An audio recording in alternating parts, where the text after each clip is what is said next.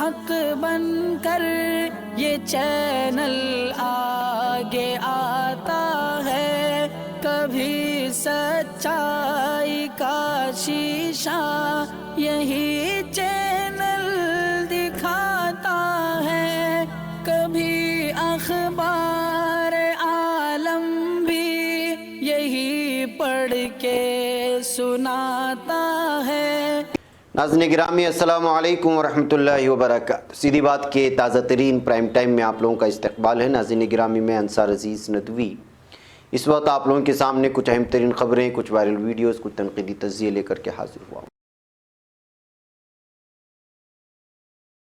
ناظرین گرامی، تمہید اور سرخیوں میں گئے بغیر میں آپ لوگوں سے درخواست کر لوں کہ جن احباب نے ہمارے چینل کو سبسکرائب نہیں کیا ہے کر لیں، ہماری ان ویڈیوز کو دوستوں تک پہنچانے میں ہماری مدد کریں، لنک کو شیئر کریں۔ ادارے کی مضبوطی آپ لوگوں کی مضبوطی ہے اور آپ جانتے ہیں بہتر کہ آپ کو کرنا کیا ہے، اس کی تفصیلات نیچے دی جا رہی ہیں۔ ناظرین گرامی، آج دو افسوسناک خبریں آئیں اور لگاتار خبریں آتی ہی رہی ہیں۔ مدھیہ پردیش کے قاضی صاحب کا انتقال کی خبر آپ نے سنی تھی۔ آج کرناٹک شہر بنگلور کی بھی ایک افسوسناک خبر آئی تو ندوۃ علماء سے بھی آئی۔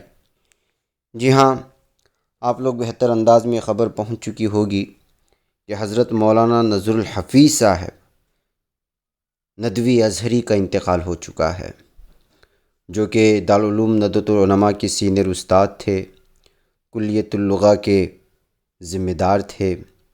مغربی میڈیا اور اس کے اثرات جیسی کتاب جو ہلچل مچا چکی تھی، اور صہیونی میڈیا اور اسرائیل کا میڈیا پر کس طرح سے الغار ہے اور کس طرح سے ان کا قبضہ ہے، اس کو الگ الگ انداز میں بیان کرنے کی کوشش کی تھی، اور کتاب بہت مقبول ہوئی تھی۔ اور سب سے بڑی بات یہ ہے کہ حضرت مولانا علی میاں رحمۃ اللہ علیہ کے شاگرد عزیز تھے، ان کا انتقال ہو گیا ہے۔ تفصیلات میں جائیں گے تو حضرت مولانا کی بہت ساری صفات اور بہت ساری جو ہے الگ الگ خصوصیات ہیں۔ انا للہ و انا الیہ راجعون۔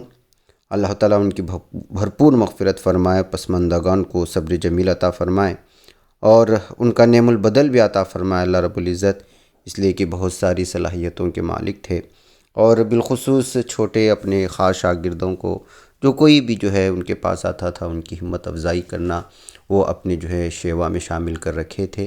بہرکیف اس وقت وہ ہم سے رخصت ہو چکے ہیں، ان کے لیے دعائے مغفرت ہی کی جانی چاہیے، اور آپ لوگوں سے بھی درخواست ہے کہ ضرور کریں کیونکہ ہمارے استاد مکرم بھی تھے۔ اس کے علاوہ ناظرین گرامی، آپ لوگ بہتر انداز میں جانتے ہیں کرناٹک سے جو افسوسناک خبر آئی وہ یہ ہے کہ ڈاکٹر ممتاز احمد خان کا بھی انتقال ہو چکا ہے۔ جی ہاں، جو کہ الامین تحریک کے روح رواں تھے، اور اس کی وجہ سے کرناٹک کے مختلف تعلیمی حلقوں میں بالخصوص جو ہے غم کی لہر ہے۔ آج بعد نماز جمعہ ان کی تدفین بھی عمل میں آئی۔ آپ لوگوں کو معلوم ہونا چاہیے کہ ملک کے ممتاز ماہر تعلیمات، جنوبی ہند کے سر سید کہلائے جانے والے ڈاکٹر ممتاز احمد خان بروز جمعرات 27 مئی 2021 کی شب اس دار فانی سے دار بقا کی طرف کوچ کر گئے تھے۔ مختصر علالت کے بعد وہ اپنی ہی گھر میں علاج لے رہے تھے، لیکن وہیں پر جو ہے آخری سانسیں انہوں نے اپنے گھر میں لی ہیں۔ مختلف قسم کے جو ہے شعبوں سے وہ وابستہ تھے، اور بالخصوص تعلیم کے سلسلے میں بہت ہی سنجیدہ تھے، اور کرناٹک میں الامین تعلیمی تحریک کو شروع کرنے کے بعد اس کی شاخوں کو انہوں نے ملک بھر میں پھیلایا تھا۔ یہی وجہ ہے کہ ان کو ملک کے مختلف جو ہے ایوارڈ سے بھی نوازا گیا تھا۔ ان کے بھی انتقال کی خبر آ چکی ہے اور تدفین بھی ہو چکی ہے، ان کے لیے بھی ضرور آپ حضرات جو ہے اپنے دعاؤں میں یاد رکھیں اور ان کے لیے مغفرت کی دعا فرمائیں۔ ناظرین گرامی، آئیے خبروں کی جانب بڑھتے ہیں۔ کانگریس کے سابق صدر راہل گاندھی نے اس وقت ہی بہت ہی چپتا ہوا تبصرہ کیا ہے وزیر اعظم مودی کے خلاف۔ جی ہاں، انہوں نے آڑے ہاتھوں لیتے ہوئے کہا ہے کہ وہ نوٹنکی بند کریں اور وائرس کو پھیلنے سے روکنے کے لیے اس کے تمام راستے بند کریں۔ انہوں نے مزید کہا کہ کورونا وائرس کو پھیلنے سے روکنے کے لیے ٹیکہ کاری واحد مستقل حل ہے۔ راہل گاندھی نے یہ بھی کہا کہ اگر ہم نے اس وائرس کو پھیلنے سے روکنے کے لیے راستے بند نہیں کیے تو کئی اور لہریں آئیں گی، اور وہ دوسری اور پہلی لہر سے بھی زیادہ خطرناک ہوں گی۔ انہوں نے یہ بھی کہا کہ جب بھی انہوں نے حکومت کو اس وبا کے تعلق سے ہوشیار کرنے کے لیے کچھ کہا تو ان کا مذاق اڑایا گیا ہے۔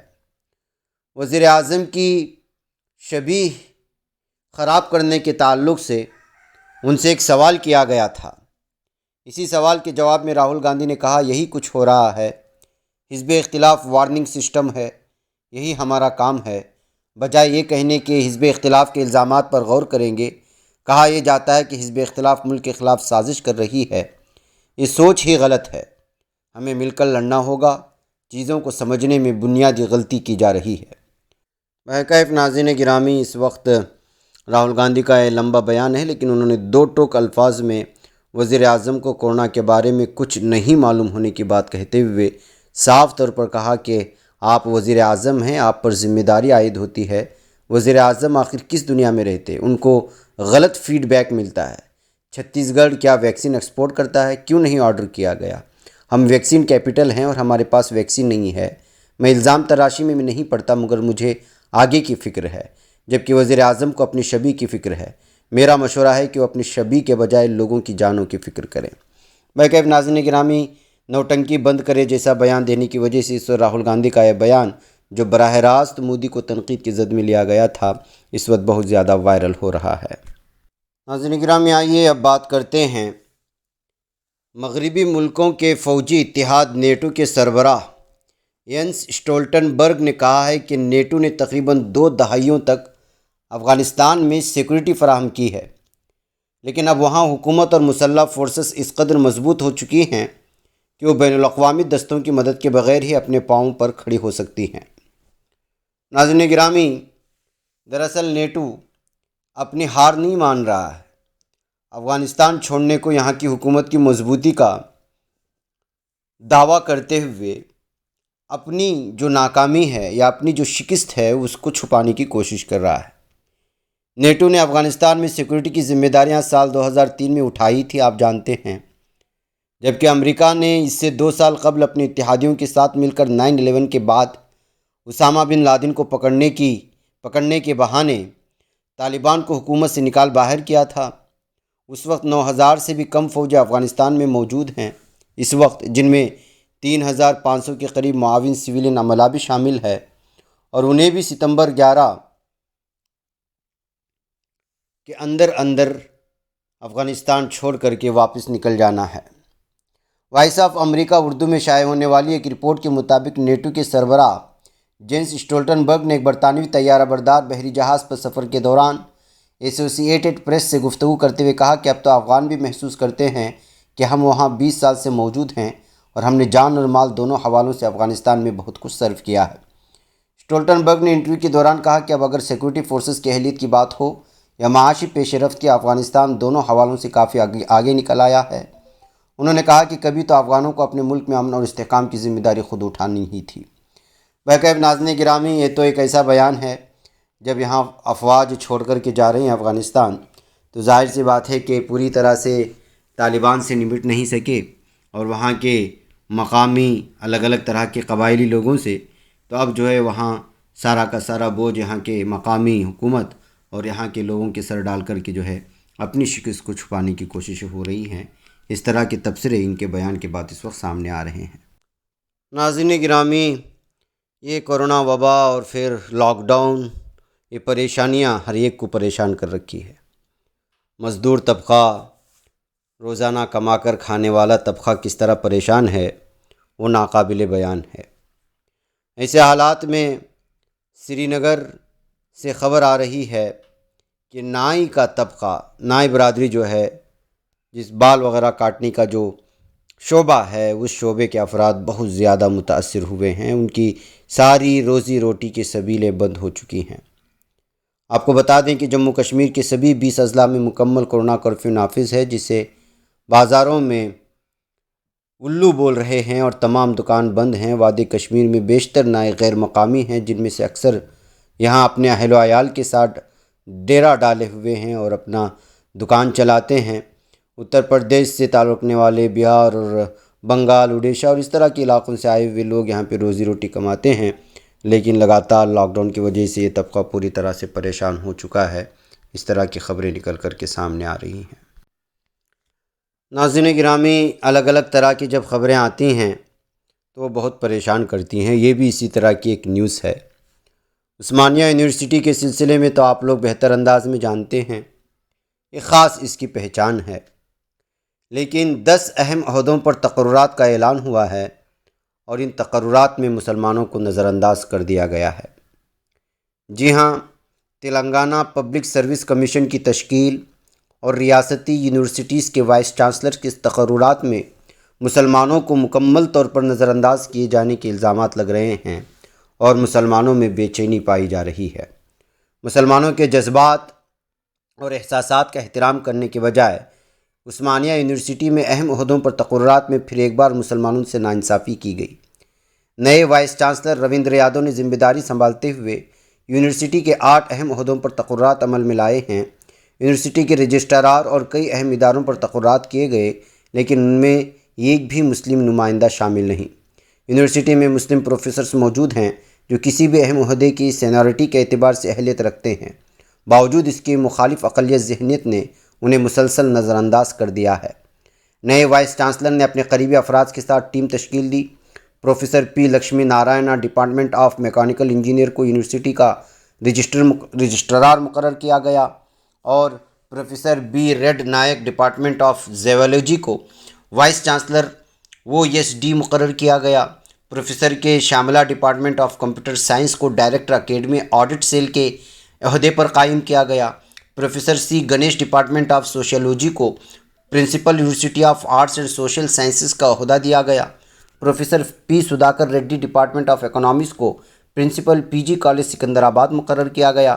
Doctor M Ramulu department of economics کو joint director academic audit cell کی ذمہ داری دی گئی۔ پروفیسر بی نارائنا کو پرنسپل نظام کالج اور پروفیسر GB ریڈی کو doctor centre for distance education مقرر کیا گیا۔ یہ تمام عہدے عثمانیہ یونیورسٹی کے تحت کلیدی اہمیت کے حامل ہیں۔ یونیورسٹی کے قیام کے بعد سے شاید پہلا موقع ہے جب اہم عہدوں میں مسلم اقلیت سے ناانصافی کی گئی۔ یونیورسٹی کے بانی آصف سابع نواب میر عثمان علی خان نے اردو کے ذریعے تعلیم سے آغاز کیا تھا، لیکن بتدریج اردو کی جگہ انگریزی نے لے لی۔ اس کے علاوہ یونیورسٹی کے لوگوں سے اردو کو نکال دیا گیا جو لوگو ہوا کرتا ہے۔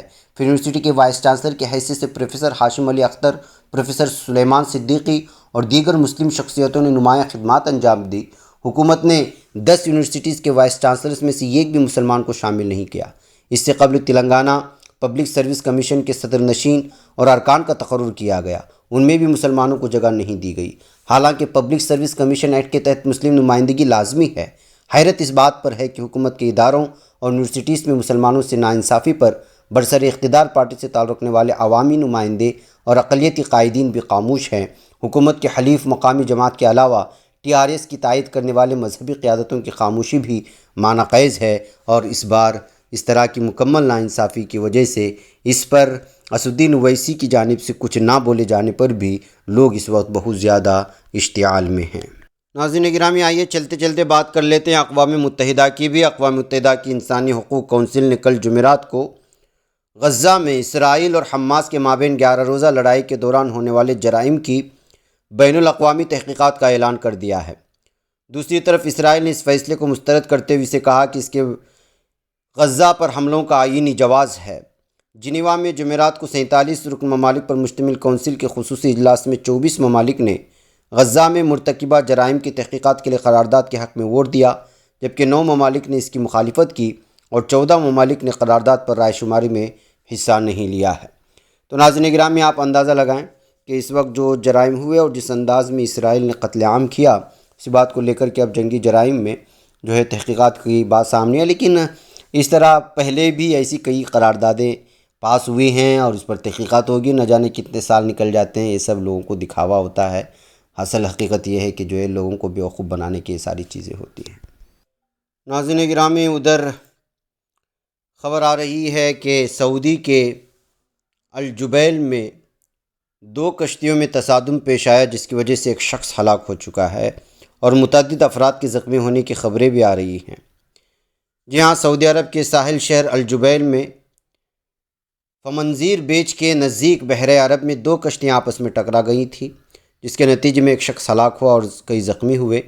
سعودی عرب کی نظامت عامہ برائے بارڈر گارڈ کے ترجمان نے جمعرات کو مشرقی صوبے میں واقع الجبیل میں اس حادثے کی اطلاع دی ہے اور بتایا ہے کہ الدمام میں سرچ اور ریسکیو رابطہ مرکز کو منگل کے روز بحر عرب کے الفنتیر بیچ میں 2 کشتیوں میں تصادم کی اطلاع دی تھی۔ بلکہ ناظرین گرامی اس سلسلے میں تفصیلات فراہم کریں۔ بتایا جا رہا ہے کہ دونوں کشتیاں پکنک منانے کے لیے ساحل سمندر پر آنے والے افراد اس پر سوار تھے جو پکنک منانے کے غرض سے آتے ہیں ساحل سمندر پر، اور انہی دو کشتیوں کے درمیان میں یہ حادثہ پیش آیا تھا۔ ناظرین ادھر سلطنت عمان کے صوبے البریمی میں پولیس نے جمعہ کے روز 13 افراد کو حراست میں لینے کا اعلان کیا ہے۔ یہ افراد ہنگامہ آرائی اور املاک عامہ کو آگ لگانے کے واقعات میں ملوث ہیں۔ گزشتہ روز بھی کئی افراد کو حراست میں لے لیا گیا تھا۔ یہ لوگ راستے بند کرنے، ٹرانسپورٹ کی سواریوں پر قبضہ کر لینے، راہگیروں پر حملہ کرنے اور دکانوں سمیت سرکاری و نجی املاک کو برباد کرنے جیسی کارروائیوں میں ملوث تھے۔ اس طرح کا الزام لگا کر کے اور دکانوں پر دھاوا بولنے کا بھی الزام لگا کر کے آگ بھڑکائی گئی تھی، جس کے بعد ان افراد کو گرفتار کرنے کی خبریں سامنے آ رہی ہیں۔ حقیقت میں غصہ کیوں تھا، کس وجہ سے تھا، یہ جو ہے تفصیلات سلطنت عمان کی جانب سے سامنے نہیں لائی گئی ہیں۔ واقعہ ناظرین گرامی یہ کچھ اہم ترین خبریں تھیں جو آپ لوگوں کے سامنے رکھ دی گئی۔ مجھے یہاں پر اجازت دیں، انشاءاللہ پھر آپ لوگوں سے ملاقات ہوگی۔ والسلام علیکم ورحمۃ اللہ وبرکاتہ۔ خبر پڑھنے کا تم نے بھی عجب انداز پایا ہے، رواداری کے جذبے نے بھی تم پہ ناز پایا ہے، اسی راہ میں محبت کا حسین اعزاز پایا ہے، تمہیں ہر انجمن میں ہم نے تو ممتاز پایا ہے، تمہیں سے ہے ترقی پر عزیز انصار، سیدھی بات عظیمت جرأت و ہمت کا ہے اظہار، سیدھی بات عظیمت جرأت و ہمت کا ہے اظہار، سیدھی بات۔